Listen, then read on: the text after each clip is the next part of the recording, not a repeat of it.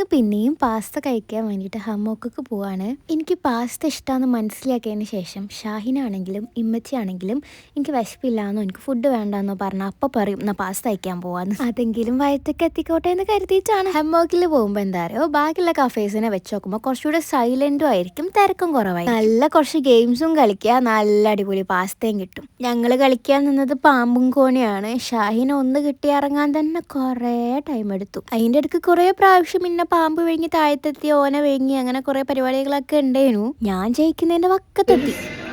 ഒന്നും കൂടി കിട്ടിയാൽ ഞാൻ ജയിക്കും. അങ്ങനെ എനിക്കൊന്ന് കിട്ടി, ഞാൻ ജയിച്ചു. അതിൻ്റെ എത്രത്തോളം സന്തോഷം എൻ്റെ പുതിയാപ്പിളക്ക് ഉണ്ടെന്ന് നിങ്ങൾക്ക് ആ മുഖത്ത് നോക്കിയാൽ മനസ്സിലാവണില്ലേ. അപ്പോൾ തന്നെ ഞാൻ ചോദിച്ചു, ഇനി ലുഡോ കളിക്കാണ്ടോ എന്ന്. ഇല്ലയെന്ന് പറഞ്ഞു. കറക്റ്റ് ടൈമിൽ തന്നെ പാസ്ത എത്തിയിട്ടുണ്ടായിരുന്നു. അപ്പോൾ പിന്നെ നല്ല എക്സൈറ്റഡ് ആയി പാസ്ത കഴിക്കാൻ വേണ്ടിയിട്ട്. പക്ഷെ നല്ല ചൂലുണ്ടായിരുന്നേ.